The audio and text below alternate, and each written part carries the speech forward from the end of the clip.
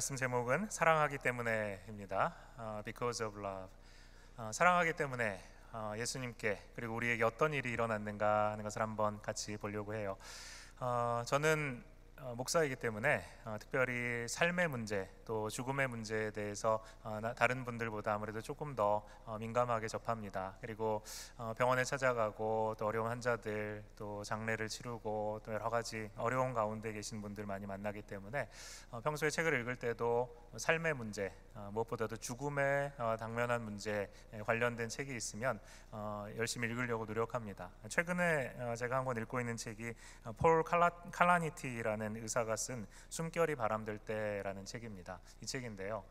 When Breath Becomes Air. 이 책이 한국말로도 번역이 돼서 나왔습니다. 숨결이 바람될 때, 우리의 숨결이 바람될 때라는 제목을 가지고 나온 책입니다. 이 닥터 폴 칼라니티는 1977년생입니다. 36살의 나이에 촉망받던 신경외과 전문의였습니다. 그런데 이 폴 칼라니티는 의사로서 의사이기 때문에 수많은 사람들의 죽음을 마주할 수밖에 없었죠. 무엇보다도 신경외과 의사였기 때문에 이 뇌 수술을 하는 의사였습니다. 그런 그가 이제 전문의를 앞둔 그 힘든 레지던트 마지막 해를 이제 맞이했습니다. 하루 14시간 이상씩 이어지는 혹독한 수련들을 다 마치고 이제 정말 그가 꿈꾸던 미래가 펼쳐지려던 바로 그 순간에 이 폴 칼라니티는 폐암 말기라는 판정을 받습니다. 죽음의 관찰자로서 또 죽음을 막기 위해서 애쓰던 이 사람에서 이제는 죽음의 피해자가 된 이 폴 칼라니티가 그의 생애의 마지막 2년의 기록을 기록한 책, 그것이 바로 이 책 숨결이 바람될 때라는 책입니다. 이 책을 이제 읽어보면 초반부터 계속해서 나오는 질문이 이겁니다. 계속 살아갈 만큼 인생을 의미 있게 만들어주는 것은 무엇일까? 우리가 인생을 살아가면서 하루라도 더 살아야겠다. 내가 나의 삶을 살아가는 의미는 이것이다 라고 생각하는 것이 과연 무엇일까 고민할 수 있죠. 특별히 이 짧은 이제 시한부 인생을 살아갔던 이 폴 칼라니티 같은 경우는 계속 내가 이 인생, 그 허락된 인생을 살아갈 만큼 내 인생의 의미 있는 일은 무엇일까라는 고민을 할 수밖에 없었던 것입니다.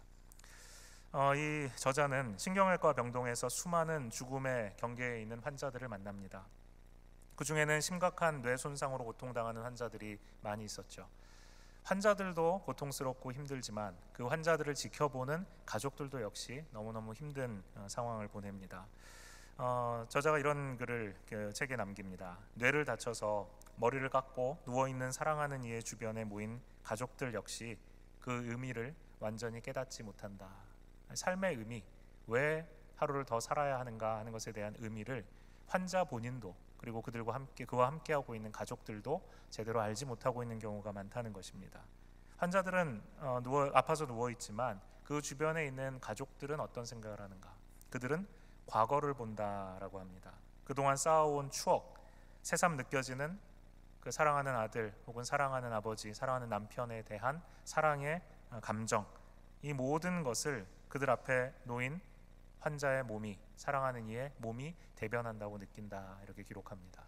그런데 정작 그 앞에 놓여있는 환자는 어떤 상황인가?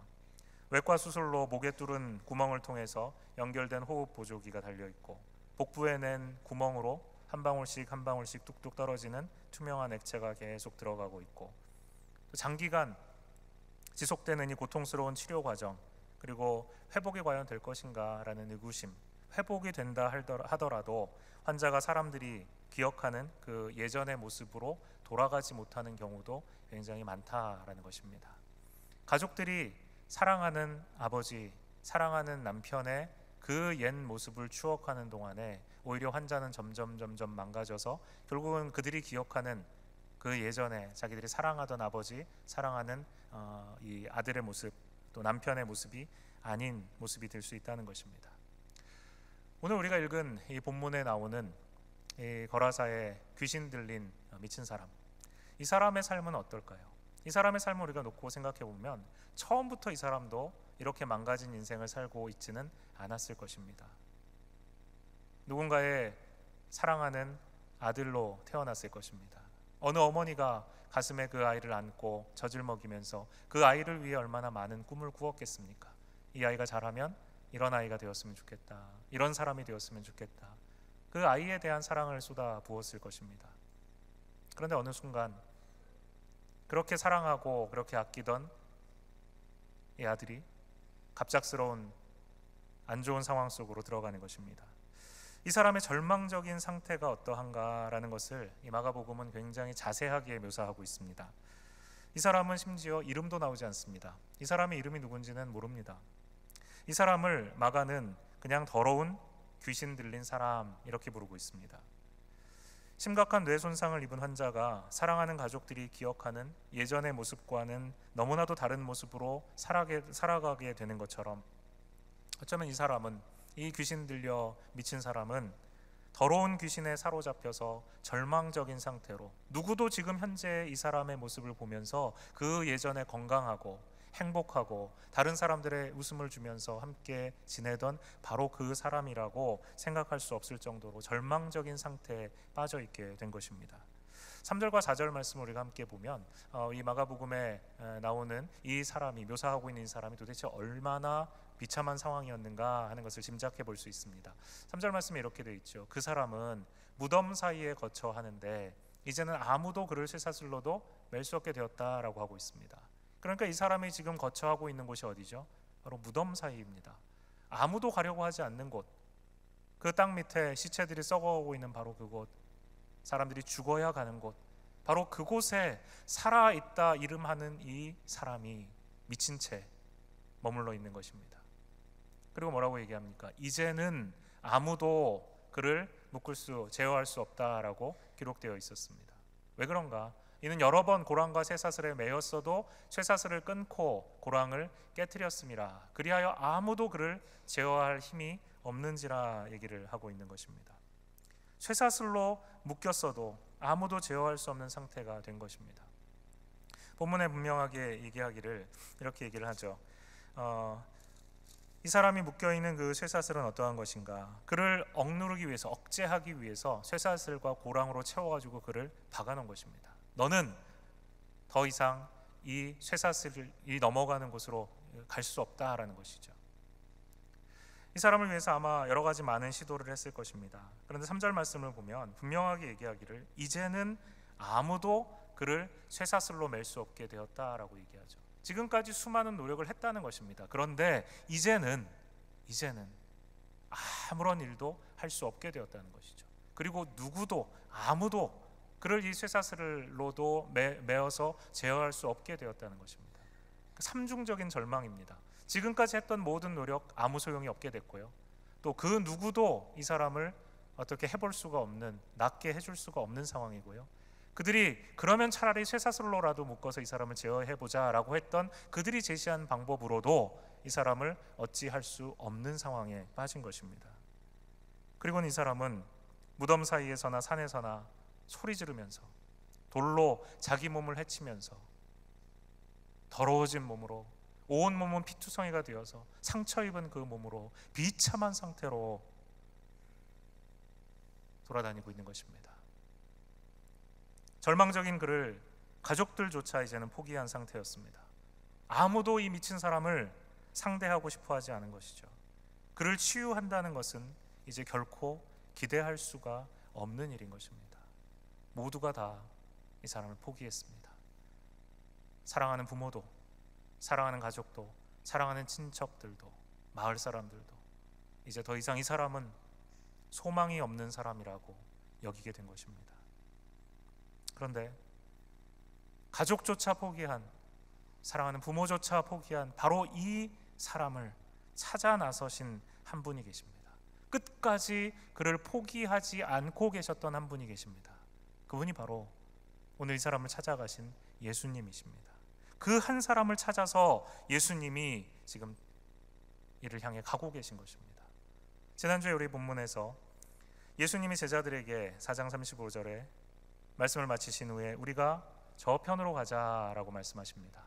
갈릴리 호수의 서편에서 지금 이 지방, 지금 이곳으로 거라사라는 지방으로 가기 위해서는 동편으로 여행을 해야 합니다. 배를 타고 지금 동쪽으로 제자들과 함께 예수님이 가시는 것이죠. 우리는 이 본문을 읽으면서 질문을 할 수 있습니다. 왜 예수님이 지금 이 동쪽으로, 무엇보다도 이 거라사라는 이방인들이 살고 있는 이방인의 땅으로 가자고 하시는가? 왜 이방인의 땅인 거라사로 갑자기 예수님이 방향을 바꾸시는가? 제자들은 의아하게 생각합니다. 그리고 본문을 읽는 우리도 왜 예수님이 그곳으로 가시는 것일까? 목적이 무엇일까? 라고 질문해 볼 수 있습니다.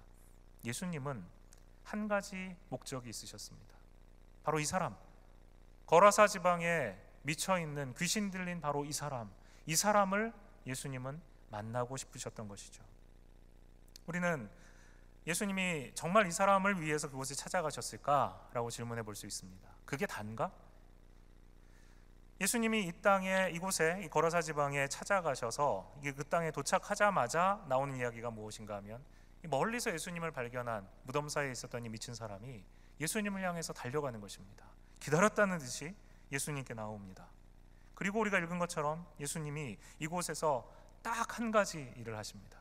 예수님이 그 바다를 건너셔서 이 갈릴리 호수를 건너셔서 이 지방에, 거라사 지방에 가셔서 하신 일 딱 한 가지, 그것은 바로 이 사람을 만나시고 이 귀신 달린 사람에게서 귀신을 쫓아내시고 이 사람을 온전케 하시는 바로 그 한 가지 일입니다. 정신이 온전해진 그 귀신 들렸던 사람들을 가족에게 다시 돌려보내신 후에 예수님은 제자들에게 말씀하십니다. 다시 갈릴리 바다를 건너서 유대인의 땅으로, 우리가 있던 곳으로 돌아가자 하십니다. 그리고 그곳을 떠나십니다. 다른 아무 일도 기록되어 있지 않습니다. 예수님이 심지어 제자들이 목숨의 위협을 느낄 정도로 갈릴리 바다의 그 어려운 항해를 하게 하시면서까지 이 거라사 지방으로 찾아가신 이유는 단 한 가지였다는 것입니다. 바로 이 미친 사람, 바로 이 귀신 들린 사람, 이 소망 없는 사람, 그 한 사람을 만나기 위해서 오직 그 목적으로 예수님은 그곳을 찾아가고 계셨다는 것입니다.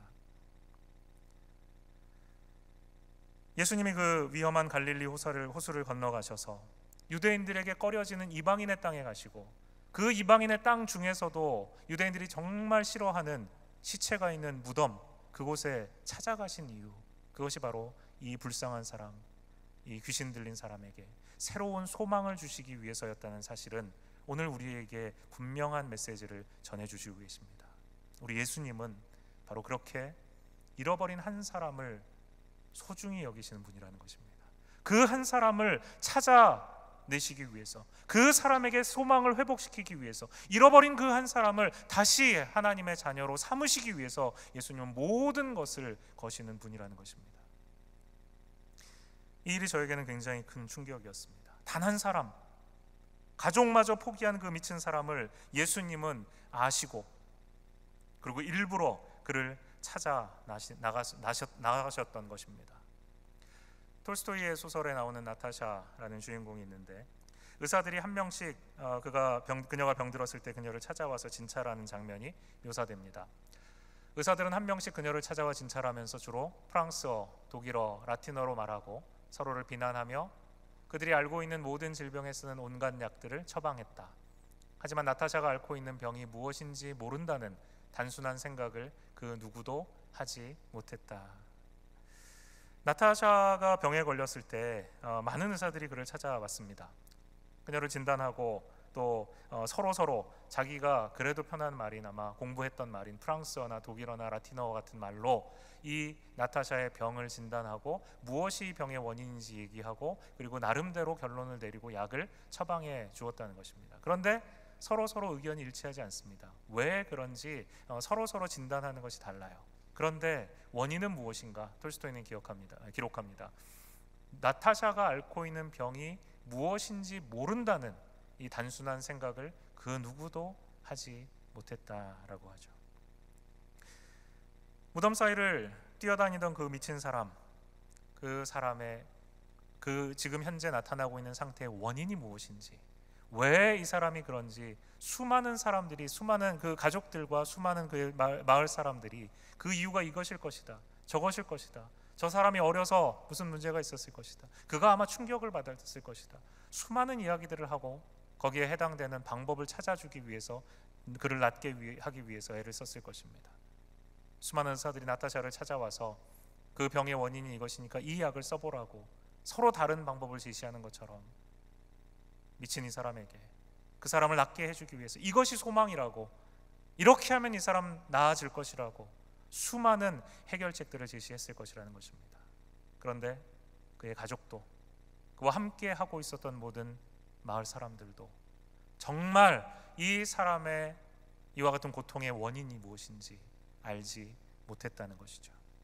정말로 이 사람의 고통의 원인을 알고 계시는 분, 바로 그분이 이 사람을 치료해 주실 수 있는 분입니다. 이 사람의 원인은 어렸을 때의 상처도 아니고 충격도 아니고 그에게 들어가 있는 귀신들 때문이라는, 그를 사로잡고 있는 귀신들 때문이라는 사실을 아시고 계시는 예수님, 그분만이 이 병을 치유해 주실 수 있는 분이라는 것입니다. 폴 칼라니티의 책에 뇌 종양을 제거해야 했던 8살짜리 매슈라는 어린이 이야기가 나옵니다. 이 아이는 그 수술 과정에서 시상하부가 손상을 입습니다. 그러니까 잘라내야 되는 그 종양에서 약 1mm 정도를 더 자른 것이죠. 그래서 이 시상하부가 손상을 입게 됩니다. 그렇게 됐기 때문에 어떻게 되는가 하면 이 뇌 디스오더가 일어나는데 먹는 것을 참지를 못하는 것입니다. 그리고 성향이 굉장히 폭력적으로 변하게 되었습니다. 그리고 발작을 일으킵니다. 매슈의 어머니는 이 아이를 4년 동안 돌보는데 나중에 이제 4년 후에 이 아이를 데리고 돌아와서 보여주는데 팔에 온갖 흉터가, 보라색 흉터가 가득한 것입니다. 이 아이가 발작을 하면서 엄마를 핥히면서 생긴 상처들이 온 팔에 가득했던 것이죠. 매슈는 8살에 수술하고 12살의 나이가 되었습니다. 그때 이미 140kg가 넘는 몸무게에 감당할 수 없는 발작을 일으키는 그와 같은 처참한 상황이 되었습니다. 결국 부모도 어찌할 수 없고 병원에서도 어찌할 수 없어서 매슈는 보호소로 보내졌습니다. 보호소로 이렇게 보내진 그 사람들은 처음에는 가족들이 하루에도 여러 번 찾아가기도 하고 또 매일 찾아가기도 하고, 그러다가 그렇게 찾아가던 사람들이 일주일 만에 한 번, 그 다음에 한 달에 한 번, 그러면 점점 찾아가는 횟수가 뜸해지다가 그 보낸 가족을 잊어버리기도 한다고 합니다. 매슈도 아마 그와 같은 삶을 살 수밖에 없었을지 모릅니다. 같은 일이 이 불쌍한 사람의 가족들에게도 일어났을 것입니다. 귀신 들린 이 사람, 미쳐서 아무도 제어할 수 없는 이 사람, 그들은 아무것도 할 수 없었고 결국 가족들과 마을 사람들은 그 미친 사람을 쇠사슬에 묶고 마을 저 멀리 아무도 가기를 원하지 않는 그 무덤에 내다 버린 것입니다. 그들의 삶 밖으로 밀어내버린 것입니다. 더 이상 이 사람에겐 소망이 없기 때문에 더 이상 우리를 괴롭히지 않을 수 있는 곳으로, 우리 눈에 안 보이는 곳으로 보내버린 것이죠. 그런데 이야기는 여기서 끝나지 않습니다. 그는 자기를 묶고 있는 쇠사슬을 끊어냅니다. 고랑을 부수고 다시 그들에게 돌아가는 것입니다. 스스로 소망이 없기 때문에 자기의 문제를 해결해 줄 만한 사람이 없는지 찾아다니면서 끝까지 자기를 낫게 해줄 그 누군가를 기다리고 있는 것입니다. 스스로 이겨낼 수 없는 그 상황 속에 그는 신음하고 절망하고 있는 것입니다. 그런데 바로 이 사람을 기억하시는 한 분, 예수님께서 갈릴리 바다를 건너서 위험을 무릅쓰고 그를 찾아가셔서 그를 만나 주십니다. 그리고 그를 치유해 주십니다. 모두가 포기할 때 사랑하는 가족도 나 자신도 이제는 소망이 없다고, 더 이상 나에게 소망이 없다고, 어떤 소망도 이제는 나에게 남아있지 않다고 말할 수밖에 없는 바로 그 순간에 예수님이 찾아오시는 것입니다. 그래서 이 이야기는 거라사의 광인에 있는 광인 이야기만이 아닙니다. 어쩌면 여러분과 저의 삶 속에 찾아오는 바로 오늘의 이야기입니다. 우리의 가족들이 아플 때, 우리의 가족들이 병들었을 때, 우리의 가족들이 소망이 없다고 말하는 그때 우리는 예수 그리스도를 바라봅니다. 예수님이 우리의 소망이 되시고 예수님이 우리의 치료자 되실 것이라고 우리는 생각합니다. 그런데 우리가 모든 것이 잘 될 때, 모든 것이 아무 문제가 없다고 생각할 때 그때는 예수님을 가까이 느끼지 못합니다. 그러나 우리가 어떠한 상황이든, 좋은 상황이든 어려운 환경 속에 있는 처해 있는 상황이든, 오늘 본문은 우리에게 말씀하십니다. 오직 예수님, 나를 찾아오시는 바로 그 예수님만이 나의 문제를 해결해 주실 수 있는 유일한 분이라는 것입니다. 예수님은 바로 이 한 사람, 예수님 없이는 결코 소망이 없었을 이 한 사람을 찾아 나서신 것입니다. 예수님은 이 미친 사람을 찾아가셔서 그를 사로잡고 있는 귀신을 쫓아내십니다. 그에게 가서 물어봅니다. 네 이름이 무엇이냐? 정작 이 귀신 들린 사람의 이름은 나와 있지 않은데 그 사람을 붙들고 있는 귀신의 이름은 나옵니다. 그들이 대답합니다. 우리는 군대입니다. 이 군대라는 말은 라틴어에서 비롯한 이제 헬라어인데 레기온이라는 말입니다. 우리가 군대에서 편성할 때 뭐 분대가 있고 그다음에 소대, 중대, 대대 이렇게 구분을 하는 것처럼 로마 군인들이 이 군대를 편성할 때 레기온이라는 단어는 굉장히 큰 숫자입니다. 약 그 로마 군대의 단위로 한 5,600명 정도의 군인이 이 레기온이라는 단위에 속해 있습니다. 그러니까 예수님이 네 이름이 무엇이냐라고 물어볼 때 이 귀신이 우리는 레기온입니다라고 한 거죠. 5,600의 악령이 지금 그를 사로잡고 있었다는 것입니다. 예수님이 그 악령을 물리치시면서 예수님이 말씀하시는 것은 단 한마디입니다. 더러운 귀신아, 그 사람에게서 나오라 라고 말씀하십니다. 당시에 수많은 사람들이 귀신을 쫓아내기 위한 방법들을 고안해냅니다. 실제로 이 이집트에 헬라어로 된 하나의 파피루스가 발견되는데 거기에 귀신을 쫓아내는 방법이 기록되어 있는 문서를 찾았습니다. 거기에 기록되어 있는 문서는 굉장히 길고 복잡하고 그리고 아무 소용이 없었을 엄청난 말들이 기록되어 있습니다. 귀신에게 명령하는 것이죠. 나가라고. 그런데 예수님은 그 수많은 말들, 그 수많은 복잡한 주술이 아니라 오직 한마디 말씀으로 그 귀신을 굴복시키십니다. 더러운 귀신아, 그 사람에게서 나오라. 예수님은 그 원인을 알고 계셨습니다. 그리고 원인을 알고 계셨을 뿐만 아니라 그 문제를 해결하실 수 있는 능력 또한 가지고 계셨습니다. 귀신이 떠나간 이 사람은 제정신이 돌아옵니다. 그리고 자신과 가족들에게 돌아가서 예수님이 자기에게 행하신 크신 일을 온 마을들을 돌아다니면서 전파하게 되었습니다. 이 한 사람, 소망 없던 그 한 사람, 귀신에게 사로잡혀서 죽어가던 이 한 사람, 이 한 사람을 찾아가신 예수님의 사랑이 아니었다면 이 불쌍한 사람은 아마 계속해서 그렇게 무덤에서, 산에서 자기 자신을 돌로 자해하면서 소망 없이 그렇게 살다가 결국은 죽고 말았을 것입니다. 바로 그 사람, 바로 그 한 사람을 불쌍히 여기시는 예수님의 마음이 예수님을 갈릴리 바다를 건너 이 사람을 찾아가도록 만드셨던 것입니다. 여러분, 이 마음이 바로 예수님의 마음, 우리를 향하신 예수님의 사랑이십니다. 이 이야기는 여러분과 저의 이야기입니다. 사탄의 권세 아래 우리 모두는 죽음의 악령에 사로잡혀 있습니다.